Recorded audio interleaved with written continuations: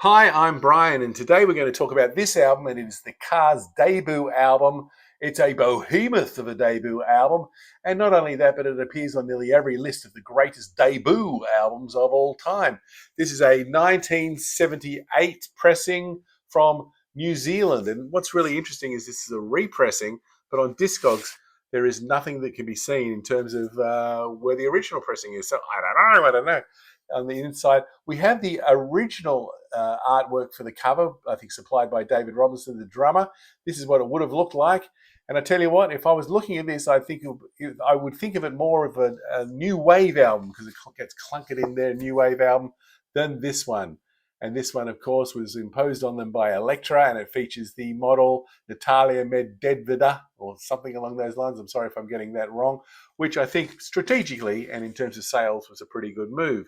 Now, we're doing this as part of my 3 plays, 3 picks series, system, methodology, whatever you want to call it. And what the idea is for to make me listen to records that have been languishing for a long time in my record bins and I haven't played them, or for new albums that just come in, I'm going to give them 3 plays and 3 picks. If they can't get to 3 picks, got to consider setting them off to Purge-A-TORY. Oh, anyway, this one is interestingly on the Elektra label. Now, when I think Elektra, I'm not thinking new wave. Still, a friend of mine, one of my very good friends, Robo Dude, bought this copy on eBay, and he bought it very, very cheap. And there was a reason it was very, very cheap. And the reason was, I'm not going to see if I can see. Where is it? Anyway, on this, somewhere, I think it's track 2 and track 3, there's a massive scratch. And so much so that what happens with this scratch is that it repeats. It's not a skip where it goes skips to the next one. It's the repeat of the song. It's the repeat of the song. It's the repeat of the moment in the song, even though it wasn't repeating. So he was really thrilled to get the album, but I hunted him down a better copy, and he said to me, well, you got to keep it. You got to get into this album. And so I said, well, I'll take the one with the big scratch because I'm not in love with those songs. And so everything seems to have worked out well in the end. So, but it's also not only interesting that in terms of that, but somebody's already done a bit of work for me in terms of my 3 picks. Look at this one. This person has suggested Good Times Roll, My Best Friend's Girl, Just What I Needed, Bye Bye Love, and All Mixed Up as their 5 picks. Well, I'm trying to get it down to 3. And I'm also trying to get this introduction down to less than 3 minutes. So I'm already at 2:52. So why don't we go for it and discuss the Cars?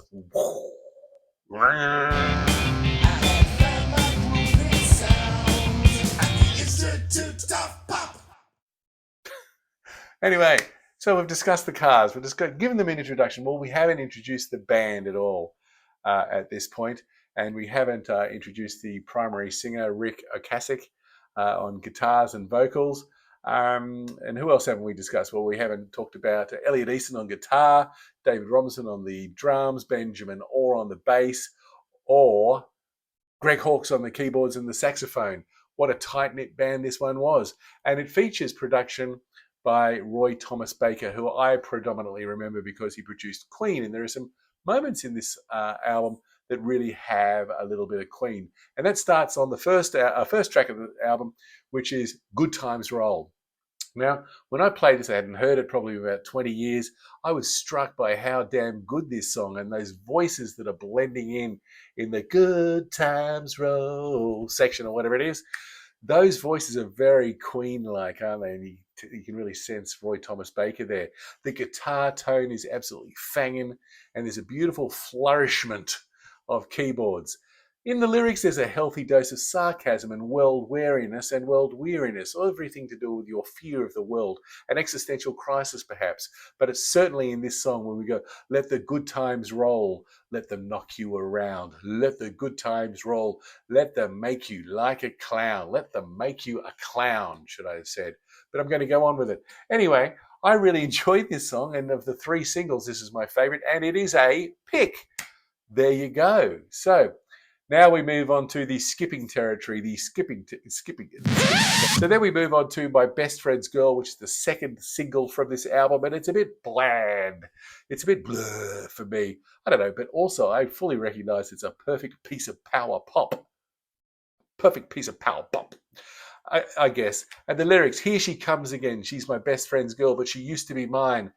Shout it out in the comments if this has ever happened to you. I mean, it's happened to a lot of people, I would think.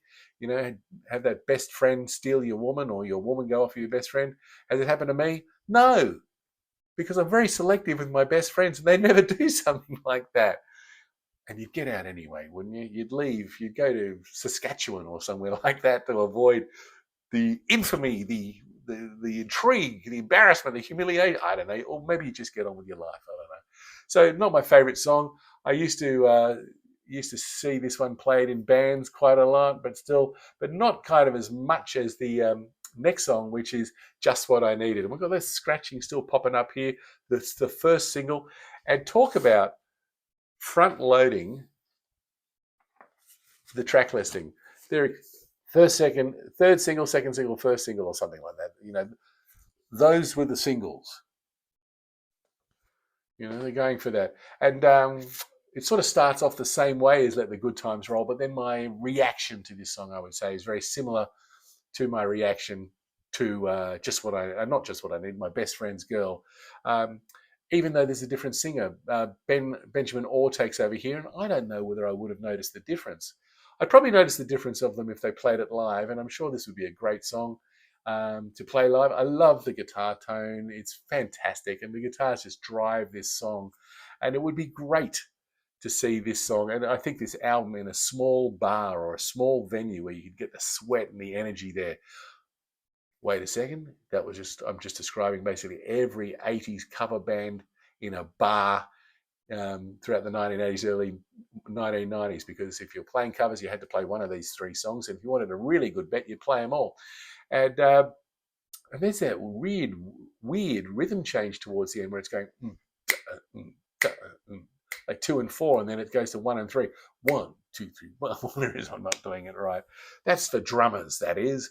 Anyway, I don't know whether it was just a mistake, and they went, "Oh, that sounds." Roy Thomas Baker just went, "Boys, we're keeping that one in there," or maybe I don't know. Maybe they didn't notice, or maybe it was deliberate. Anyway, here we go. Now in terms of, I sort of would say the factory processing, the assembly line thing that's happening with these first three songs, I'm going to point out to you a very interesting situation here. And if I had the right inner sleeve, that'd be even better. But here we go. 3 minutes 44. Sorry, 3 minutes 44. 3 minutes 43. 3 minutes 44. But who's counting, eh? The prosecution rests its case. I don't know. All three songs are great. All these are classic. Then we come into this other song called the next song, the fourth song on this side, and it's called I'm in Touch with Your World. What's with this song? Doon, doon, doon, doon, doon, doon, doon, doon, doon. I mean, it sounds drunkenly interesting, meaning if I was drunk, then I could probably go, oh, this is a bit interesting. Or maybe the band was drunk when they wrote it and thought, oh, this is interesting. You think that's interesting? I do, Rick. I do. Elliot, that's an interesting song. I don't know which person I'm trying to be. Maybe I'm, I don't know. Anyway, so the interspersing with the cool guitars and the spacey keyboard lines are very good. And I definitely like the chorus a lot more than the verse, even though the verse is the interesting bit, if that makes any sense. But stop there, because all of a sudden we're coming up against another really interesting bit, and it is the lyrics. I've been lying on your feathers. You keep talking about the weather. Whose feathers? Oh, we've got a dodo in here. We've got a budgerigar. We've got a cockatoo.